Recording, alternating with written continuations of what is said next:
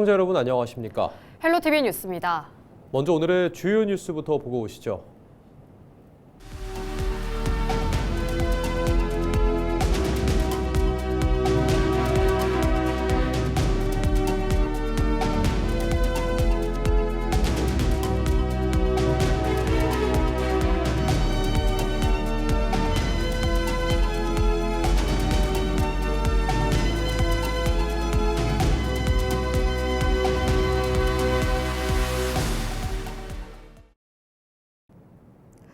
지난해 프로야구 경기가 열리고 있던 창원 NC파크에서 구조물이 떨어져 관중 한 명이 숨진 사고가 있었습니다.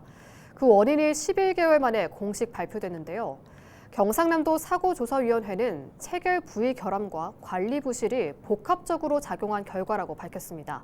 보도에 표영민 기자입니다.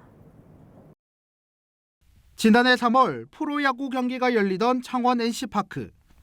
삼루 측 복도 매점 위에 설치된 알루미늄 마감재, 이른바 루버가 추락했습니다. 이 사고로 관중 3명이 다쳤고 이 가운데 20대 여성 1명이 숨졌습니다. 사고 발생 약 11개월 만에 경상남도 사고조사위원회가 원인 조사 결과를 발표했습니다. 조사위는 루버 상부를 고정하던 와스너, 볼트 체결 부위의 결함을 직접적인 원인으로 지목했습니다. 특히 사고가 난 루버에는 풀림 방지용 와셔 대신 일반 와셔가 사용된 것으로 확인됐습니다. 체결력이 약해진 상황에서 빌딩풍 등으로 진동이 반복되면서 볼트가 풀려 이탈한 것으로 분석됩니다. 조사위는 설계와 시공 유지 관리 전 과정에서 안전관리 체계가 미흡했다고 지적했습니다.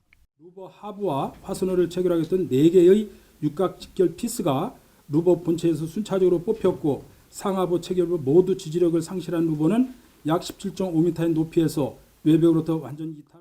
창원 NC파크의 조성과 소유 관리를 맡고 있는 창원시와 창원시설공단도 공식 사과했습니다. 유가족과 피해자에게 사과의 뜻을 밝히고 공공시설물 전반에 대한 관리 체계를 개선하겠다고 밝혔습니다. 현재의 공공시설물 공정 체계를 전반적으로 진단하며 설계, 발주, 시공, 유지 등 공정별로 관리 체계를 보완, 현장에서 작동할 수 있는 시스템 및 제도 개선에 나서겠습니다. 그러나 유가족들은 입장문을 통해 조사 과정에 참여하지 못했다며 절차적 문제를 제기했습니다. 사고의 진실은 행정적 이해관계가 아니라 왜 한 명의 생명이 희생됐는지를 밝히는 데 있어야 한다고 강조했습니다. 행정적 기술적 원인 규명은 마무리됐지만 관련자들의 과실 여부를 가릴 경찰 수사는 계속되고 있습니다. 차후 경찰 수사 결과에 따라 명확한 책임 소재도 가려질 전망입니다. 헬로티비 뉴스 표영민입니다. 교통 혼잡과 분진 등 대심도 인근 주민들이 피해를 우려하는 목소리 앞선 보도에서 전해드렸는데요. 이번에는 출퇴근 시간 대심도 주변 도로를 이용하는 시민들의 불편이 커지고 있습니다. 센텀에서 만덕 방향 대심도 인근 구간은 출근길 극심한 정체를 빚으며 사실상 교통지옥으로 변했는데요. 차량들이 길게 늘어서면서 도로 전체가 거대한 주차장을 방불케 하고 있습니다. 차선영 기자가 보도합니다. 출근 시간 센텀에서 만덕 방향 도로입니다. 차량들이 꼬리에 꼬리를 문 채 멈춰서 있습니다. 해운대 센텀에서 북구 만덕까지 40분 거리를 10분으로 단축하겠다던 부산시의 호언장담은 출근길 앞에 무색해졌습니다. 대심도를 통과한 차량들이 나오자마자 남해 고속도로를 향하는 차량들과 엉키면서 혼란은 극에 달합니다. 여기에 기존 만덕터널에서 쏟아져 나오는 차량까지 합세해 도로는 그야말로 마비 상태입니다. 현장에 교통경찰들이 배치됐지만 밀려드는 차량 행렬을 감당하기엔 역부족입니다.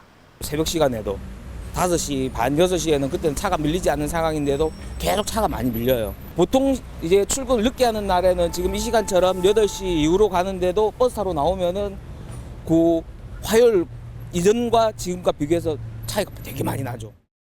10분 걸린다더니 1시간 30분이 걸렸다.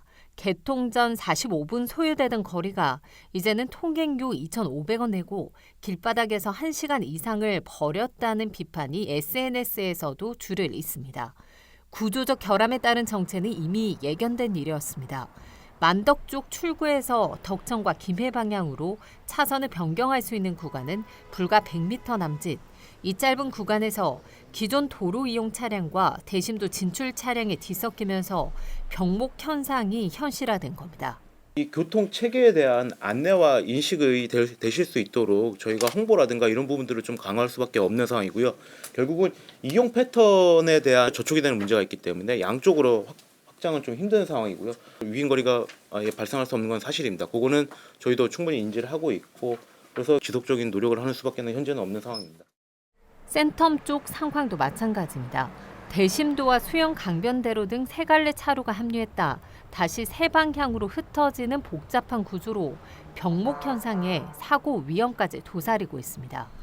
대심도 개통으로 인한 극심한 정체 상황에 부산시는 우회도로 안내에 나섰습니다. 만덕 센텀 고속가도로 지정체가 발생하면 실시간 교통 정보를 확인해 만덕 초읍터널과 윤산터널, 산성터널 등 주변 우회도로 이용을 권고했습니다. 7,900억 원의 예산 투입해 7년 만에 개통한 만덕 센텀 대심도 출근길 교통 편의는커녕 개통으로 인한 교통지옥을 겪고 있다는 시민들의 호소만 잇따르고 있습니다. 헬로티비 뉴스 차선영입니다. 부산 수영강을 가로지르는 보행 전용 다리인 휴먼브리지가 10일 준공식을 갖고 개통됐습니다. 길이 254m의 이 다리는 수영구 주거지역과 해운대구 에이펙 나루공원, 영화의 전당을 연결해 그동안 단절됐던 두 지역을 도보 15분 생활권으로 연결합니다. 부산시는 오는 3월 이 구간을 부산 제1호 보행자 전용길로 지정해 차량과 자전거, 전동 킥보드 등의 통행을 금지할 계획입니다. 보행자 전용길 지정이 완료되는 다음 달부터는 광안리에서 해운대까지 이어지는 수변 보행 관광 동선이 체계적으로 가동될 전망입니다. 부산 지역 구청장 출신의 더불어민주당 출마 예정자들이 10일 부산시의회에서 공동 기자회견을 열고 지방선거 출마를 선언했습니다. 김철훈, 서운수, 홍순원 등 민선 7기 구청장을 지낸 6명의 출마 예정자들은 기득권 세력의 반칙과 공권력 사유화를 단죄해야 한다고 강조했습니다. 또 부산이 대한민국 성장에서 소외되지 않도록 기초단체의 정책과 실행력으로 부산의 도약을 책임지겠다고 밝혔습니다. 이와 함께 시민주권의 부산을 만들고 기후위기와 고령화 등 2030 대전환의 과제를 정부와 함께 풀어가겠다고 약속했습니다. 부산시가 설 명절을 앞두고 응급의료와 교통대책 현장 점검에 나섰습니다. 박형준 부산시장은 12일 119 종합상황실과 동래 봉생병원을 찾아 응급환자 이송 체계와 연후 의료 대응 상황을 점검하고 현장 근무자들을 격려했습니다. 또 부산 종합버스터미널을 방문해 특별 교통대책과 안전관리 실태를 확인했습니다. 부산시는 연휴 첫날에는 광안리 드론쇼 현장과 부산경찰청 고속도로 순찰대를 찾아 다중 밀집 행사와 교통안전 대응도 점검할 예정입니다. 부산 경실련이 이기대공원 입구 아파트 건설 사업의 위법성과 절차적 문제를 제기하며 감사원에 공익감사를 청구했습니다. 경실련은 해당 사업이 2040 부산도시기본계획과 2030 부산경관계획에 어긋나고 해안생태보전지역에 25층 규모 공동주택을 추진한 것은 공공성을 훼손한 결정이라고 밝혔습니다. 또한 주택사업 공동위원회 통합심의 과정에서 경관과 건축 분야가 보류됐음에도 조건부 의결이 이뤄진 점과 지구단위 계획을 의제 처리로 추진한 절차상 하자를 문제 삼았습니다. 경실련은 공공기여 산출 근거 부족과 왜곡된 경관 분석 자료도 지적하며 사업 승인 중단과 재심의, 제도 개선을 요구했습니다. 최근 제기된 양산시장 친인척 소유 부동산 관련 도시계획 특혜 의혹에 대해 양산시가 악의적 프레임 씌우기라며 반박했습니다. 양산시는 12일 입장문을 내고 도시관리계획은 특정 개인의 토지가 아닌 인구 수용 능력과 기반시설 적정성을 종합 판단해 수립하는 법정 계획이라고 밝혔습니다. 또 이반 단계에서 토지 소유주의 인적 사항을 대조하는 절차는 행정 시스템상 존재하지 않으며 광역지자체 승인 등 다층적 검토를 거친다고 설명했습니다. 경남도의 부결 결정에 대해서는 상위 계획과의 정합성을 높이기 위한 통상적인 행정 환류 과정일 뿐 특히 의혹과는 무관하다고 강조했습니다. 앞서 정의당 양산시위원회는 기자회견을 열고 나동현 시장의 사죄와 사퇴, 양산시의회의 행정사무조사 착수 등을 촉구한 바 있습니다. 양산 시민 6천여 명이 참여한 민생회복지원금 지급 조례안 서명부가 양산시의회에 제출됐습니다. 민생회복지원금 주민조례 양산시민운동본부는 12일 기자회견을 열고 80여일간 법적 필수 서명수인 4천 명을 넘긴 시민 6천여 명이 조례 제정의 뜻을 모았다고 밝혔습니다. 운동본부는 이번 조례가 고물가와 고금리로 위축된 지역 경제를 살리는 마중물이 될 것이라며 양산시와 의회에 즉각적인 의결을 요구했습니다. 이어 시의회에는 서명부 수리와 조례안 의결을, 양산시에는 예산 편성과 지급 방안 마련을 촉구하며 조례 제정 때까지 행동을 이어가겠다고 강조했습니다. 12일 낮 12시 40분쯤 창원 북면의 병천 소류지 인근 야산에서 불이 났습니다. 소방당국은 인력과 헬기 등 장비를 투입해 진화 작업에 나섰으며 약 2시간 만에 불을 완전히 껐습니다. 다행히 인명피해는 없는 것으로 확인됐습니다. 경찰과 소방당국은 정확한 화재 원인과 피해 면적 등을 조사할 계획입니다. 통영시가 경상국립대학교와 지난 11일 폐류 부산물 산업화 지원센터 조성을 위한 업무 협약을 체결했습니다. 이번 사업은 굴과 가리비 등 폐류 양식 과정에서 발생하는 부산물을 체계적으로 처리하고 고부가 가치 자원으로 활용하기 위해 추진됩니다. 지원센터는 경상국립대 해양과학대학 부지에 총 사업비 190억 원을 들여 2개 동 4층 규모로 건립되며 오는 2027년 준공을 목표로 하고 있습니다.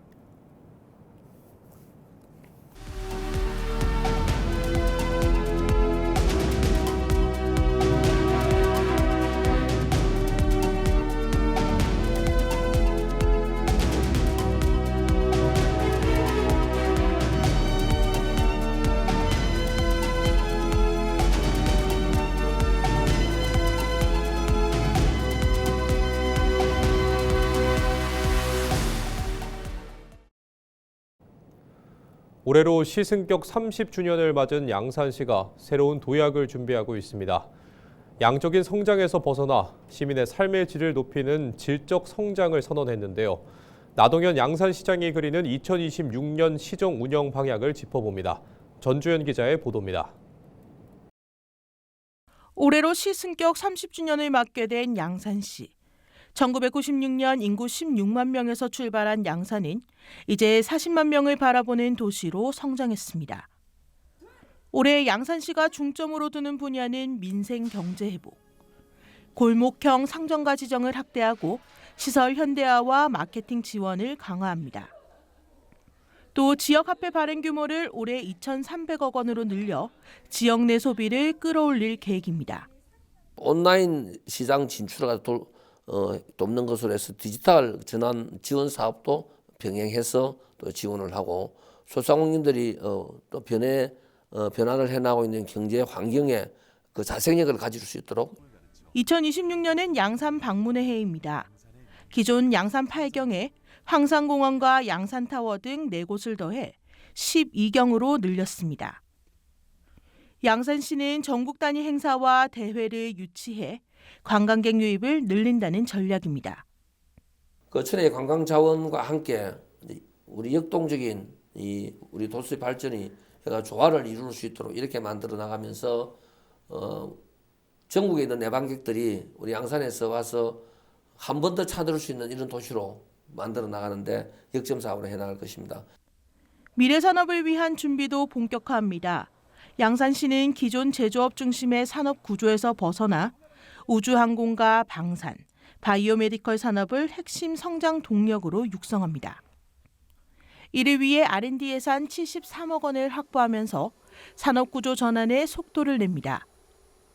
또 지식산업센터와 지스페이스 동부를 연계해 창업부터 지역 정착까지 이어지는 창업 생태계 구축으로 청년층이 선호하는 IT, 소프트웨어 기반의 일자리 증가도 기대됩니다. 지난해 신설한 산업혁신지원실이 정책의 컨트롤타워 역할을 맡습니다. 우리 혁신지원실에서 이제 컨트롤 타워가 돼서 앞서서 좀 선도적으로 이렇게 이끌어 나가는 이런 형태로 지원해 나갈 것입니다. 그래서 기업이 우리 기업에서는 그동안에 이 어떤 발목을 잡고 있던 여러 가지 규제라든지 이런 것도 혁파할 수 있도록. 반면 동부와 서부로 나뉜 생활권 격차 해소는 여전히 풀어야 할 과제로 남아 있습니다. 2026년 양산의 변화와 시정 운영 방향을 짚어보는 헬로 이슈토크는 오는 23일 낮 12시 25분 헬로TV 지역 채널에서 볼 수 있습니다. 헬로TV 뉴스 전주연입니다. 11일 국회에서 부산 경남 행정통합 추진 방향을 논의하는 토론회가 열렸습니다. 이날 토론회에는 박형준 부산시장과 박완수 경남도지사, 부산 경남 지역구 국회의원들이 참석해 주민투표를 통해 시민과 도민의 의견을 확인하고 자치권이 최대한 보장돼야 통합이 가능하다는 데 뜻을 모았습니다. 박형준 부산시장은 올해 주민 의사를 확실히 묻고 2028년 행정통합을 하겠다는 약속을 지키겠다는 입장을 밝혔습니다. 박완수 지사는 자치단체 통합은 주민이 결정해야 한다며 주민투표를 통한 민주적 정당성 확보를 최우선 과제로 제시했습니다. 이어 주민투표 없이 추진되는 통합은 갈등과 사회적 비용을 키울 수 있다며 주민이 투표로 결정할 때 통합 이후의 혼란을 최소화할 수 있다고 말했습니다. 이재명 정부의 행정통합 쟁점과 과제를 논의하는 시민사회단체 토론회가 11일 경남도 의회에서 열렸습니다. 경남정치개혁광장 시민연대가 주최한 이번 토론회에서는 수도권 1극 체제에 대응해 경남과 부산 지역의 행정통합 필요성과 울산이 제외된 점에 대한 우려도 제기됐습니다. 또 거대 양당의 무책임한 통합 추진과 졸속 처리, 주민투표 없이 속도전으로 진행되는 문제점도 지적됐습니다. 특히 상대적으로 발전이 더딘 서부 경남 지역의 발전 방안과 행정통합에 대한 농민들의 입장 등 다양한 의견이 논의됐습니다. 지난해 3월 경남 산청군 산불로 9명의 사상자가 발생한 사고와 관련해 당시 안전관리 책임자였던 경남도청 공무원 3명이 검찰에 송치됐습니다. 경남경찰청은 11일 업무상 과실치사상 혐의로 경남도 산불 현장 통합지휘본부 지상진화반 소속 감독과 반장, 실무자 등 공무원 3명을 불구속 송치했습니다.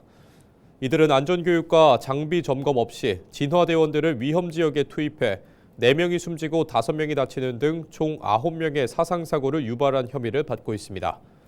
경찰은 당시 강풍 등 기상 여건상 산불 확산 위험을 충분히 예견할 수 있었음에도 적절한 안전 조치 없이 투입을 강행한 것으로 판단했습니다.